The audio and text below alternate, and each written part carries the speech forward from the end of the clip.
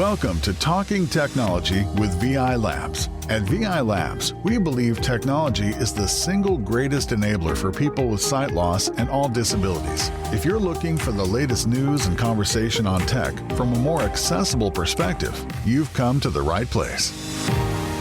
Hello and welcome in to episode number 79 of Talking Technology with VI Labs. Hope you're keeping well. It's a very exciting show for us today. We have a packed show coming up for you over the next hour or so. We'll be catching up with the team at Seable Holidays. They'll be telling us all about how they're making holidays more accessible. Really interesting company there based out of the UK. They're an accessible tour operator, and they'll be telling us as well about how technology is changing things on their holidays. We'll also have Talking Technology news later on, Apple Intelligence updates as well, and a new club for JAWS users. We'll be talking all about that later on. But first, I want to jump straight into our first topic today, because I want to cross to the United States of America, because, hey, it's not just our government ministers heading to America. We're sending some of the Vision Ireland bosses over too. And the reason for that is CSUN. CSUN is a massive assistive technology conference that takes place over in the States each year. And joining us from Anaheim in California, I'm joined by Denis Nolan, our National Training Manager. Denis, how are you? I'm doing well. Thank you, David. Awesome stuff. So Denis, I suppose, first question for those listeners who aren't used to CSUN is, what is CSUN and why is Vision Ireland over there? Okay, so CSUN, it's an assistive technology conference. It's been going on every year, obviously bar the COVID interruption that had everybody messed about a little bit, but this is the 40th annual conference. So if they weren't doing it great at the start, they've certainly learned to do it brilliantly right now. They bring hundreds of exhibitors to present all the technologies they've been working on, whether it be hardware or software, and they present that in workshops. But there's also conferences and discussions going on with kind of, I suppose, tech leaders in this space. So, for example, today there's going to be 36, no less than 36 discussions going on throughout the day, again, with leaders in this field, telling us all about accessibility, the technologies that are currently created, technologies that haven't really hit the market yet. So I think it's a great opportunity for us to be able to get in the middle of all of that, get to know, I suppose, advance on stuff that we already have, so that you'll be well aware of updates on existing technologies and hardwares and what the impact that might have, but also new technologies that we don't necessarily even know about right now. So it's just this great coming together of people from around the world to discuss and to show the technology that they have. Absolutely. And it's exciting because this stuff is hopefully, if all goes to plan, this is technology that will eventually benefit our service users, which I suppose is why Vision Ireland is over there ultimately, isn't it? Yeah, absolutely. I think I know it was said famously by, I think, one of the presidents, that we don't know what we don't know. But I think that's the key to this. We do demonstrate technology back home to our service users. We bring people from different assistive technology companies over with their technology, but this is that one-stop shop to be able to get every single person into that same room. And the benefit, of course, for us, we would look at technology, we would get demos of that technology, and where we could see there's a fit for what we think we need, we usually get some of that across to Ireland, get the trainers up to date on that, and then potentially with the I suppose, the aim to get that out into mainstream so service users could benefit from that. Absolutely. And we'll be talking about some of the announcements from CSUN, the Envision Ally app, the new Insert J Club as well from Vispero. We'll be talking about all of that later on in the show. But Denis, before I do let you go, because I'm conscious it is very early in the morning where you are now, what are you most excited about seeing in the conference? Is there anything that you're looking forward to exploring yourself? Yeah, there is, David. There was the new wearables, new smart glasses that have come out. A new startup company, Silicon Valley, Agiga. I may be pronouncing that incorrectly, but they've got new smart glasses coming out. I'm quite keen to see what they do. They've got that AI, of course, embedded within the glasses. There's also a place or a company called One Court, and this is real-time access to live sport. This is now a couple of things amongst many, and apparently this makes live sport accessible to anyone with low or no vision, turning game data into vibrations and audio. So I'm quite keen to see how that works out amongst many other things. But they will be some of the things I'm aiming to get kind of hands on the technology, and then listen to the people that created that telling me all about it. So I'm quite excited about that. Fantastic. Well, listen, Denis, enjoy it. Hope you have a good time. I know yourself, Sean and Colin are over there. You over for the week? We have arrived only a few hours ago, really, and we're coming back Friday. So it's kind of whistle stop, spin over here to look at the tech, and then get back home with the knowledge, hopefully, that we've gained. Awesome stuff. Well, enjoy it, Denis. Thanks for joining us. I know it's really early there as well. I know you've been up since 3 a.m. So thank you so much for that, and telling our listeners on Talking Technology all about it. That's great. Thank you very much, David. And as Denis says there is loads of really exciting stuff happening at CSUN. It's always one of the biggest events. I remember growing up listening to some of that CSUN coverage on other podcasts, which is crazy now that those are one of the biggest events. The CSUN, Site Village and Site City were always the big ones that I remember listening to growing up. And you do get some really exciting announcements from those, and hopefully some of that will make its way to Ireland over the next little while too, which really would be fantastic. But for now, as always, let's get down to business with our regular programming. This isn't our podcast. This is your podcast. And as such, there are loads of ways that you can get in touch with us. And we would absolutely love to hear from you. Yes, if you would like to join the conversation, you can get in touch with us the good old-fashioned way. You can send us an email. You can send it to content@vi.ie. That's content@vi.ie. Or alternatively, you can send us a WhatsApp voice note if you would like. The number that you need there is 086 199 0011. That's 086 199 0011. And if you would like to share your thoughts, maybe you've heard about something really cool at CSUN. Maybe you've got an interest in the accessible holidays, or you've got an accessible or inaccessible holiday experience. Anything like that at all, we would love to hear from you. So do send us a voice note over on WhatsApp, or you can send us an email to content@vi.ie. But now to go through the voice notes from the week gone by, I am joined from a place that he would argue is 10 times better than the United States of America. I'm joined from Kilkenny by Mr. Joe Lonigan. Joe, how are you? I'm good, David. And yeah, you're right. It is 10 times better. It's sunny here today, and it was nice yesterday as well, and but the weather is getting cooler. That's the only problem I have, David. Yeah, and well, look, there's a lot to like. I'm sure about humble Kilkenny there. Although Anaheim does sound nice though, and we got the boss on the podcast too, which is always fun. We're not jealous. We're not jealous at all. Okay, no, not in the slightest bit.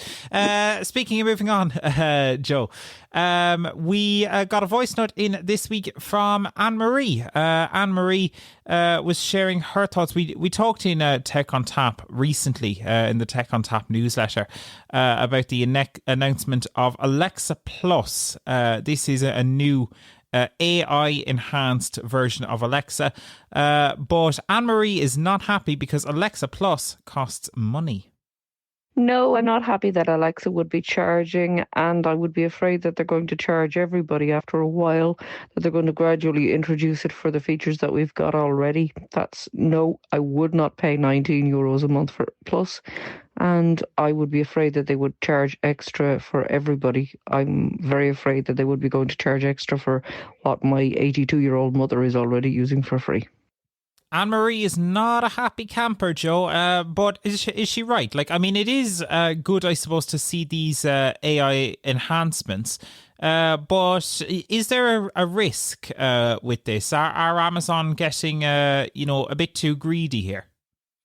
Yeah, well, I tend to agree with Anne-Marie. I suppose greed is one word for it.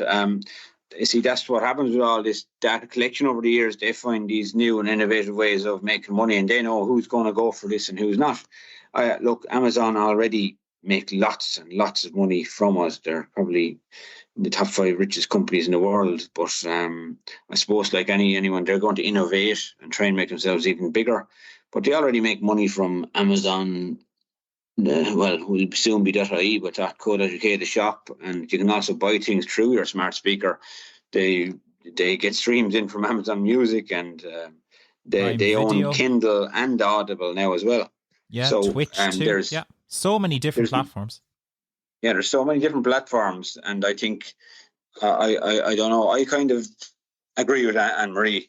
I think Anne-Marie has hit the nail on the head here, and this is one way they could lose a little bit of power in the smart speaker market, by, I suppose, maybe losing a step, by some people might start moving over to the freer options, you know what I mean? Yeah.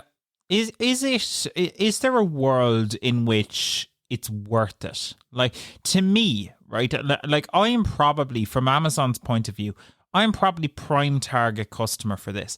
But $19.99, I'm sorry, I'm not paying that. Like, yeah, it's a lot of money. A lot. It is a lot, isn't it? It's a lot of money. And I think I do see Anne-Marie's point, because I think I love what the new Alexa can allegedly do. If it does it, it would be great. But it's not worth that to me. And I think there's going to eventually be too much competition for Amazon to be able to charge that in the longer run. We're seeing Apple Intelligence, although that's been delayed now. Google also doing quite a lot of work with Google Gemini. So there is, these things that there is competition. Amazon aren't just in a bubble here. They're not untouchable. But do you think, Anne-Marie mentions there, her mother, she's been using Alexa in its free capacity, presumably for quite a while after getting comfortable with it now. Like, is there a risk of them charging for the existing stuff? I think there's a small risk, of course. I think they will have to keep some free element to keep the popularity going, because I'd say there's probably people on very low incomes that love this device that will definitely not pay for features. They'd rather replace it with maybe an Apple or a Google device that's going to offer almost as good, if you know what I mean, because you mentioned them, the different values of Gemini and the Apple Intelligence there a second ago. So I think, look, if it's one way of getting pulled back into the pack, they're doing it. But time will tell. Look, I suppose one way is, for some people, it will be interesting, because it might rule out those answers you get, those non-answers. I can't help you right now. And you might be able to go straight to a website, or it might give you some of those, I suppose, AI stuff that will get you straight through to the point, rather than having to ask 3 or 4 different questions. And routines and automations are going to be a big thing. But look, I suppose, how much easier can it get? We don't want everything done for us. Is it taking things to the next level that we don't really want to be taken to? But anyway, getting back to the main point, is it a bit wrong to be paying another 20 quid a month for another subscription? This is my point with everything. Many more subscriptions can we actually afford now at this stage?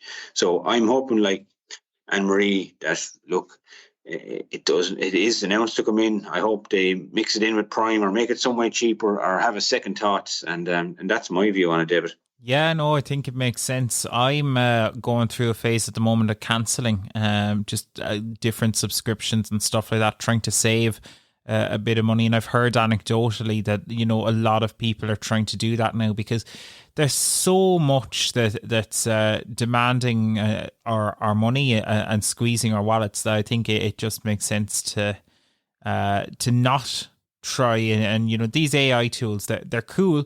But are they worth what we're paying for them? Who knows? Time will tell. The people and the market will ultimately decide. But Anne-Marie, thank you so much for the voice note. Really appreciate it. And hey, if you do want to send us a voice note with your thoughts on the cost of Alexa or anything along that line, the cost of assistive technology itself also a really hot topic. But you can send us a WhatsApp voice note. The number you need, 086 199 0011, and we would love to hear from you. So for now, thanks so much, Anne-Marie, and thanks so much, Joe. Joe will be revisiting later once we have a chat with Seable. And Seable is exactly where we're going now. Seable Holidays are an assistive, I suppose they're an accessible tour operator based out of the UK. Really interesting company, Seable. And they do their holidays. They have sighted guides on their holidays. And they try to find tactile experiences to try and make their holidays more enjoyable and accessible. So last week I caught up with Lucy from Seable to tell me all about what the company does, how holidays are changing for people with sight loss, and some of the holidays that they have coming up later this year. So joining me now on Talking Technology, I am delighted to be joined by Lucy from Seable Holidays. Lucy, how are you? Hello there. Yes, I'm really good, thank you. Yeah, I'm really excited to be here today. Thank you for inviting me. Yeah. Not a bother. Thanks for joining us. Last time we spoke was back at Sight Village in London. That's right. Yes, it was a great day, a busy day. But yeah, Very busy. It's great. It's great to hear from you again. Absolutely. So, Lucy, I suppose some of our listeners may have heard the gist of this before, but for those who haven't, what is Seable Holidays and what do you guys do? Yeah, so Seable Holidays. So we are a tour operator that specialises in holidays for the visually impaired community. So Seable's been operating for over 12 years now. It was founded in Sicily by Damiano, and the company began offering assisted accessible holidays in his home region. And then through extensive collaboration with UK charities, Seable's community really expanded, revealing a significant need for holidays specifically tailored to visually impaired individuals. And so much so, we are now the only UK tour operator with trained local sighted guides, providing dedicated support throughout our holidays. That's unreal. So, yeah. And we have different types of holidays we offer. So we do tailored holidays, group holidays, and holidays with charities as well.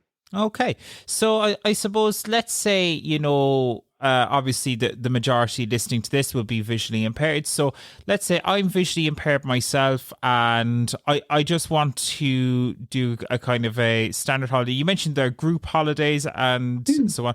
So what does the process look like? I call up Seable and then what happens? What does that process look like? Yeah, of course. So it's all about, personalising the experience to each individual, each customer that we get. So, I would speak a bit to yourself a bit about what type of holiday you're interested in, whether that be, if you want to participate in one of our group trips, if you want to make new friendships, explore the world, in a supportive group environment, because our group holidays are great because we provide sighted guides, tour leaders and local guides that have all had our visual awareness training. And we offer a 2-to-1 assistance ratio every day on our holidays for up to 10 hours a day. Or you could be someone that's interested in a tailored holiday. And with a tailored holiday, there's a lot more flexibility in terms of you get to choose the destination, the activities, and the trip duration. And we provide a trained local guide to assist you, whether you are traveling solo, with family or friends. So we just love to give the opportunity to really personalize the holiday to suit you and your needs. Yeah. Awesome. And like how popular is this as a service? Because obviously, you know, for sighted people, I guess they're going on holidays on the regular, but that can be a little bit more difficult when people are visually impaired. So like, since Seable has started, like, are many people going on these group holidays? Like, how many group holidays would you do kind of in a year?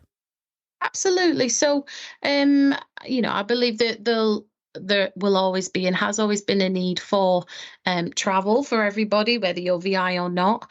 And of course, we want the holidays to be as inclusive as possible. So we've got 10 group holidays that we are running this year, which is, incredible because we've got destinations in the UK, in Europe, as far as Southeast Asia. So then there is something for everyone. And of course, each tour incorporates a carefully selected amount of activities and excursions that have been trialed and tested by VI people as well, just to ensure we can keep that high level of service and ensure the accessibility and fun for someone with a visual impairment. Yeah. Awesome. And like, for those kind of holidays, is it much more expensive than, say, like a regular tour operator, or how does the pricing for these kind of things work? Because obviously, like, if there's going to be sighted guides and stuff like that, presumably they get paid, or how does that all work? Absolutely. So we, of course, want to keep the cost down of our holidays as low as absolutely possible. So when we work with charities, that's an amazing way of us keeping the cost to kind of the bare minimum, meaning that amazingly some charities can part fund or even in some cases fully fund holidays for their members. And of course, our trips that we offer are absolutely quite a bespoke, unique experience.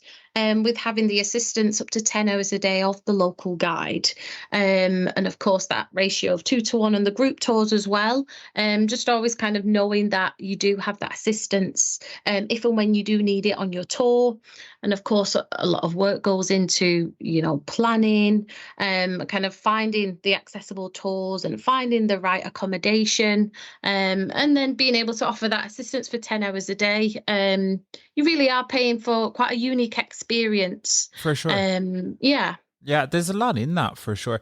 And I suppose, how are these trips evolving? Does technology play an increasing role in these trips? I mean, things have probably changed. You mentioned there kind of 12 years that Seable has been operating.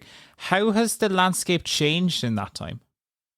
Yeah, I would say, since I went, so I actually being visually impaired myself, I started off being a customer of Seable Holidays. So I really have seen kind of both sides of it. And even since then, in terms of technology, I've seen a lot of people, I would say, because obviously taking photographs and kind of capturing those memories are a big part of anybody's holiday. But I would say in recent years, with the technology of seeing AI and Be My Eyes, I've seen a lot more of a need for customers wanting photographs and kind of wanted to incorporate that and being able to enjoy kind of the images that we share and take on holidays. So on that side of things, I would say it's been really nice to see technology kind of improve that kind of side of the holiday. And of course, I know things such as canes, and that they've improved over the years. And it's the tactile models that we find in all of our cities. They're better than ever. So it's really great to see kind of different places evolve and kind of really put the time and effort into creating things that are accessible for VI people.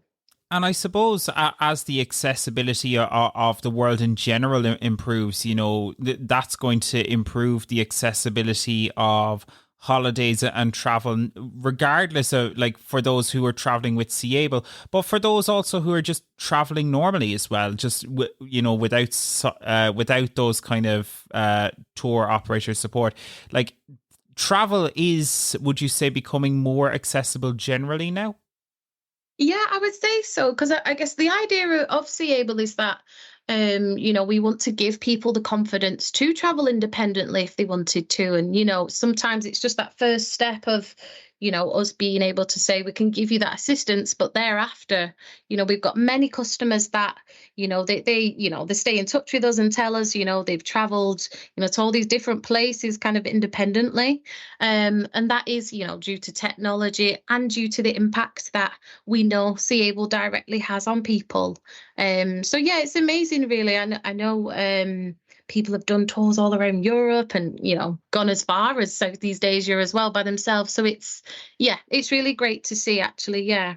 Fantastic. So I suppose to finish off, how can people learn more about Seable, and what kind of holidays for groups have you got coming up this year? So for the year ahead, and can people link in with those now?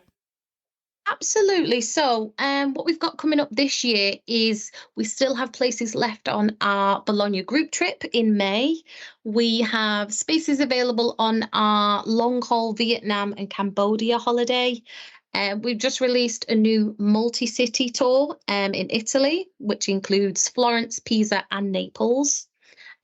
We've just launched Disneyland Paris as well, which is super exciting for us, and many more, actually. So yes, and to read all about that, any details, prices, it's all on our website, which is seable.co.uk.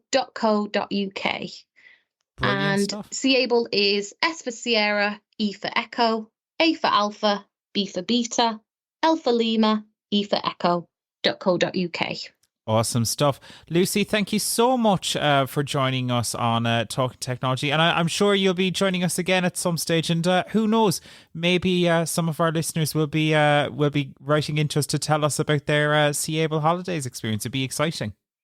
Absolutely. That'd be incredible. Thank you so much for your time today. And thank you for having me. And there you have it. A really interesting company, really unique offering. I know there's... I guess there's some others in the space there. There's Joe, you had experience with another crowd, Travelize, as well. But it really is, I suppose, a niche offering that these companies like Seable provide. But it's a really important service as well, isn't it? Yeah, it's an excellent service. Going on holidays can be a difficult thing to do for someone with low vision, and maybe someone with low vision or no vision. It can be very anxious, even thinking about going to a new place. And the likes of Seable and other companies, they give us that extra support that we need when we're on holidays, extra confidence, takes the anxiety out of it. And I know it costs a bit extra as well. In some cases, it might cost you double, but you will get the service you need to enjoy your holiday and give you and be able to enjoy those experiences that you want to do like everybody else on a holiday. So I think it's definitely worthwhile trying at least once for a single person or a couple or a family or whatever way you want to do your holidays. But it's definitely worth trying it sometime. Yeah, absolutely. It's a great idea. And Joe, I suppose for people, you mentioned there, things like the airports and all of these, they can be a bit stressful, but there are ways to reduce the stress, and technology can play a part in that, whether it's air tags or whether it's using other technology as well. I know you can use PRM Assist in some of the airports in Ireland here as well. That's an app that you can download for your phone to request assistance. But what kind of technology can help people on holidays, Joe? Yeah, well, there's many that you've mentioned a few of them already. The air tags, finding your bags. Bags are notorious for going missing in luggage carriers, and I suppose throwing an air tag in your biggest luggage is a good idea, so you can track it and see where it is in the Find My app on your iPhone. There's also tile, I suppose, for Google, but I don't think it's probably not as good as the AirTag, but that's debatable. Also, I suppose Google Maps, any of those mobility apps when you're away as well, you can go into Google Maps and you can check out the reviews of restaurants and points of interest as you go beside them, if you know what I mean. So as you go close to points of interest, it'll all appear in Google Maps. You can also use it to navigate when you're abroad in a strange place. It might help you to, I suppose, to get to your destination if you're in short walking distance to somewhere. And Soundscape, of course, What's Around Me. So a famous app that we helped take over their Soundscape community. That's another good one to have on your phone. With Apple Intelligence, soon that'll be on the way, and we might hear something about that in the news soon. But with Apple Intelligence, you'll be able to take a picture of a famous place or a restaurant, and then you'll get an option to even get the menu to pop up of that restaurant on your phone. So all those little things on your smartphone, even the "Where am I" feature when you're lost, that might be useful to ask your virtual assistant, "Where am I?" and will tell you the road you're on and stuff. And those little tips, just keep the phone charged and have your data roaming all sorted before you go anywhere, and you're on the ball then, David, and hopefully your holiday will work out. Absolutely. And I suppose even depending on where you're going, everywhere has different kind of accessibility setups. I know even in Spain, they have a whole load of NaviLens codes everywhere. That if you were using even the public transport in some parts of Spain, that you can use NaviLens to get information, kind of like the real-time information set up over here. So there's different technology in different countries, which is really handy. And there's some really cool tools. Exactly, Dave. Yeah, that's a good point, actually. Yeah, NaviLens, they were one that they're trying to break into that accessible QR code space. And if we get them in every part of the world, that's the issue, I suppose. It's not everywhere. So how do you know where they are? But that's another useful feature, the QR code scanning from a distance. And I just want to point out, I suppose, while we're on the subject, before we move on, to give a shout out to some accessible apps or websites that are out there. If you go on to topflight.ie, which is a holiday company, they have a great website for searching for holidays. They were one of the best ones I've looked at, just as we'll say a mainstream site. They do a really great job on their accessibility, and it's easier than a lot of other websites that I won't mention. I won't shame them, but I find the Top Flight is one of the best ones for searching for your prices of holidays, of just your normal holidays. These aren't assisted holidays now. And Centre Parks, another great place for somebody to go with a disability on a holiday, because everything is on site for you. I know the cabins are probably 10-15 minute walk away from the village, but Centre Parks provide a mobility service, which is provided by the security service in Centre Parks, and they can give you a lift from your cabin down to the village, and you can go to any of the restaurants, or you can use the swimming pool, which is amazing, actually. And they have a guest services room in Centre Parks as well to help anybody that has any inquiries. So there are another couple of options for people if they want to get the thinking cap on for holidays, maybe this year or next year. Definitely some great options there. We'd love to hear people's different travel experiences, because I think the more information that's out there about accessible travel, the better, because it makes it more manageable then for everyone who's taking on these challenges and who's experimenting with going to different parts of the world, whether it's more accessible, less accessible, or what your experience was. We'd absolutely love to hear from you. And that website as well for Seable, you can just go to their website. It's seable.co.uk. So for now, thank you so much, Joe. And thank you again to Lucy for joining us from Seable to tell us all about what they have coming up this year. It's time for us to take an ad break now, but after that, don't go anywhere, because we'll be right back with some Talking Technology news. And there's some fascinating news in there this week, people. Talking Technology with VI Labs continues after this. Don't go anywhere. At Vision Ireland, we're here to support people with sight loss through every stage of life. From helping children thrive in school to guiding young adults into further education and empowering career success, our tailored services make a difference. Call Vision Ireland today at 1-800-911-250 or make a referral through our website at www.vi.ie to learn how we can support you and your loved one on their journey.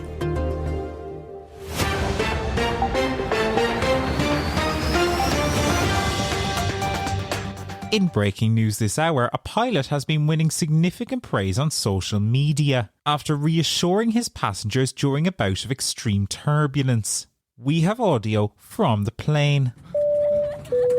Hello, ladies and gentlemen. This is your Captain Dorian speaking. I know you're all scared, but we'll all be okay. My screen reader crashed this morning, but I'm not going to crash this plane, I promise. I used to be a bus driver, you know. Oh, look, a birdie! Now, despite the turbulence, I know you're all thinking about your next holiday. I heard Vision Island might be able to help with that. They have an upcoming course on how to book flights online. If you want to register your interest, email training@vi.ie. But please, don't turn off your airplane mode just yet. I wonder what this button does. Let's try it.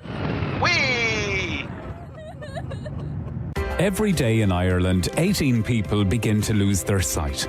This startling statistic becomes even more heartbreaking when you learn that 75% of blindness is preventable with early intervention. If you or someone you love is experiencing difficulties with their eyesight, don't wait. Call Vision Ireland today at 1-800-911-250 or make a referral through our website at www.vi.ie.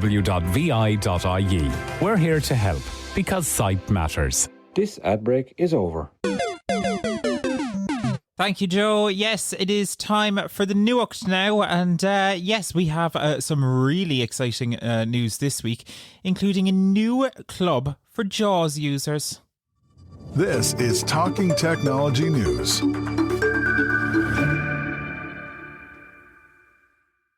With your latest Talking Technology News, I'm Daniel Dunn. The team at Dutch assistive technology company Envision have launched a new app called Ally.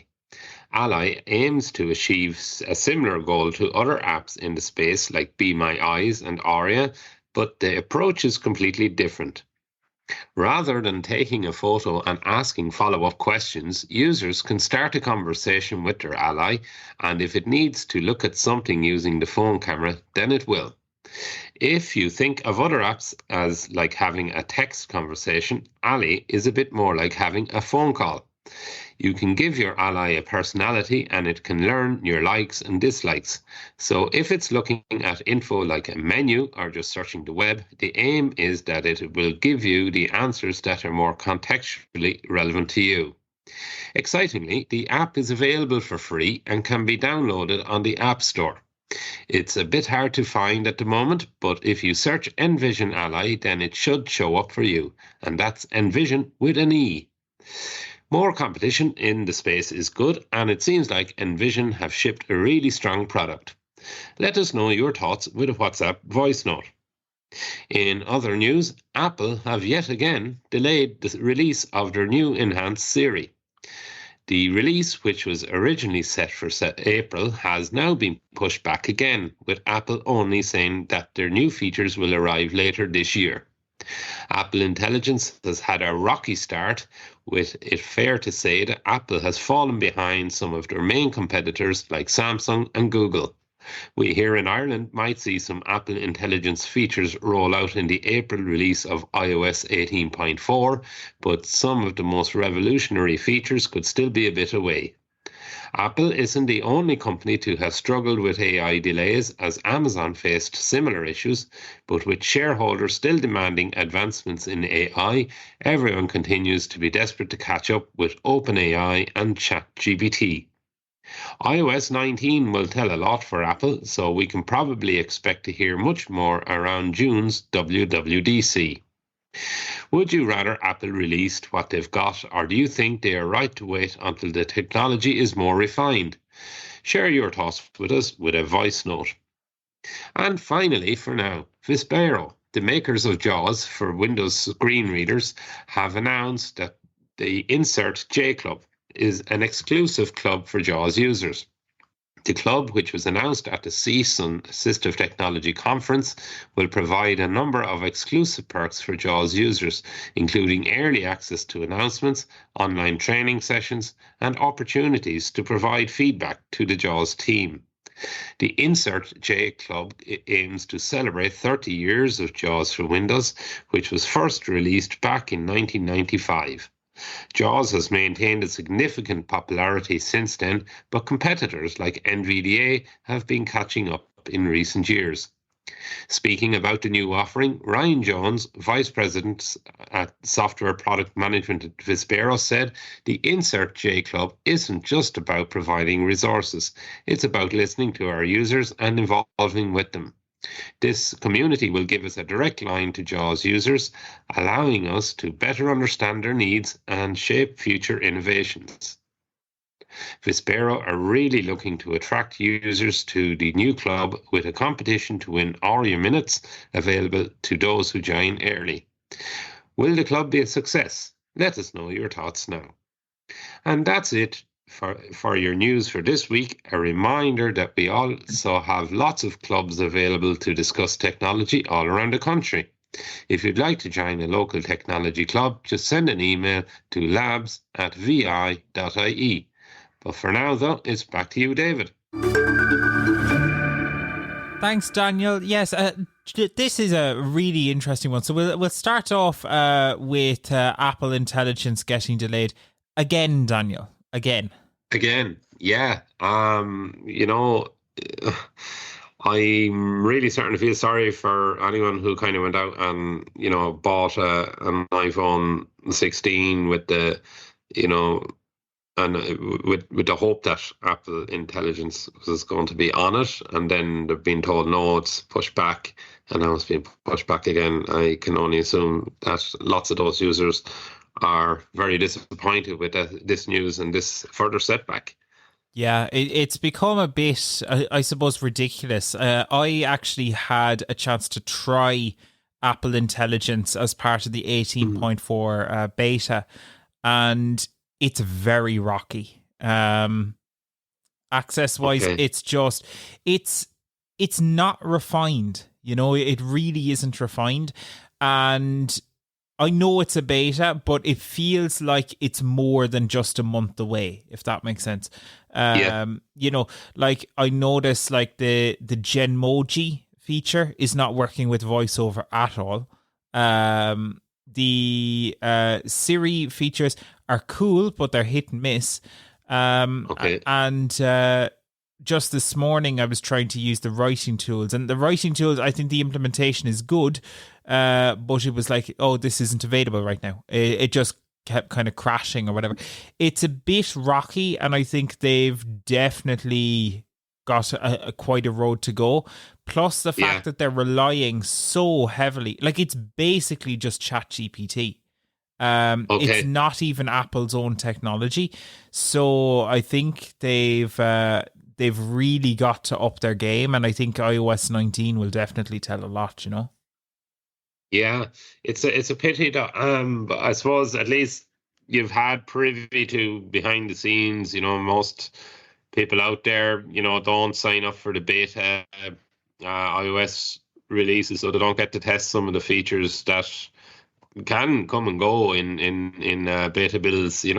But out of it all, David, because you've tested, is there any kind of part of Apple Intelligence that you would say that if that was rolled out as a one-time feature, splice it off from the main overall Apple Intelligence, like would the Siri improvements, were they closer to finished than, let's say, the likes of emojis and other things like that? I think they're close on a few fronts. I think the visual intelligence feature, once that's refined with VoiceOver, I think that will be really good.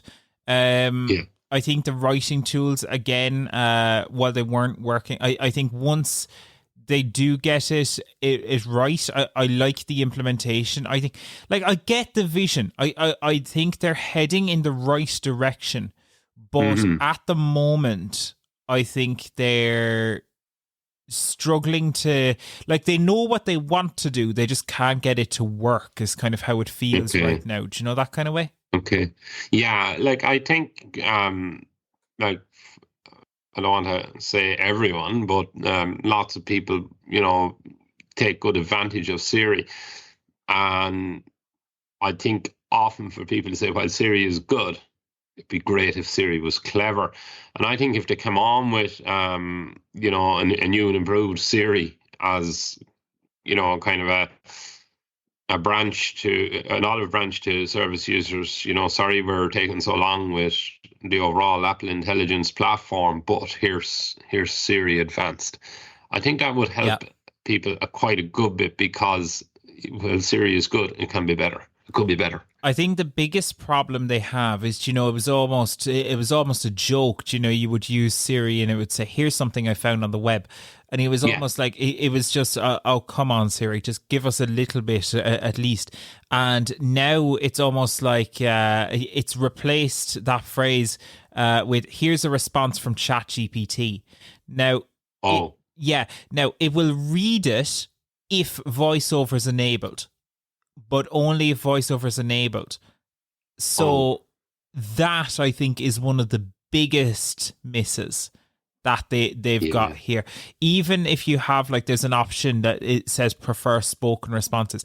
Even when you have that ticked, it's just, here's a response from ChatGPT. And you're like, Siri, come on. You're so close here. The responses aren't even that bad. It's like, it's just they're so close, but yet they've got little bits that they just need to refine. It's just not quite ready yet, Yeah. I think what we need to see, from somebody, whether it's Google or Apple, I suppose, being the two biggest software manufacturers for phones at the moment, that you really need the AI to get into the phone. Like, it's, anyone can get that. Here's what I found on the web. Anyone can do a Google search themselves, or even, Google search with a voice command. So what you need is, you need to be able to ask your phone assistant, in Gmail. I got an email from Joe Lonergan back in November. It was something to do with the Christmas party. Can you find me that email? Yeah. And it needs to go into the app. It needs to go through all your messages. It needs to bring that message up and say, here you are. Yeah. And we're nowhere near that now. We're nowhere near that, which I think is a shame. I think that's where it needs to get to before, and there's, there's talks of paying for AI and all this. That's the level where it's worth paying a few quid for. Yeah, absolutely. And until then, don't keep your begging ball in the press. Don't don't come out with a begging ball until it does this. Yeah, absolutely. So that's slightly negative news from Apple this week. But very disappointing, but positive news from the team at Envision, Joe. They have released a new Ally app, and I'll be honest, I really like the Ally app. They've done some really cool stuff with this. Very different from something like Seeing AI or Be My AI, Joe. Yeah, it's great news that actually they've released this, and I know we have an interview coming up with them soon, and they'll be able to tell us all about it. But they're really good actually at listening to customer feedback as well. How do you find it, David? I find it good. I think what I like about it, and we will definitely cover it more in the newsletter and in a future podcast, but what I like about the Ally is they've just got a lot of stuff right. You don't have to touch the screen to interact with it. You can just talk to it naturally. You can ask it a question, but you can just as easily be like, here, you can name your ally. You can just be like, here, David, read this to me, and it'll do it for you. Or, look at this, tell me what you see, or whatever the story is. And what I really liked, and it's such a small detail, but when you're setting it up, it actually talks to you and brings you through a process where it will ask you what you like, what you don't like, and anything you wanted to know. And what I like about that is it actually is a brilliant way I found of getting someone used to having a conversation with it naturally, because it will kind of ask the questions and it gets the person more comfortable with actually asking it questions and having a back and forth with this AI bot effectively. But no, it's a really interesting little app. I see the potential, and it's available for free. I don't know how they'll make it sustainable in the longer term, but we'll ask them that. But it is an interesting little app, you know. Oh, good. I like to hear a positive AI story and someone's innovation after hearing some feedback as well. I know it has been a while coming, but it sounds like it's going to be really good. Absolutely. Now, Joe, I do want to ask you about this. You're a JAWS user.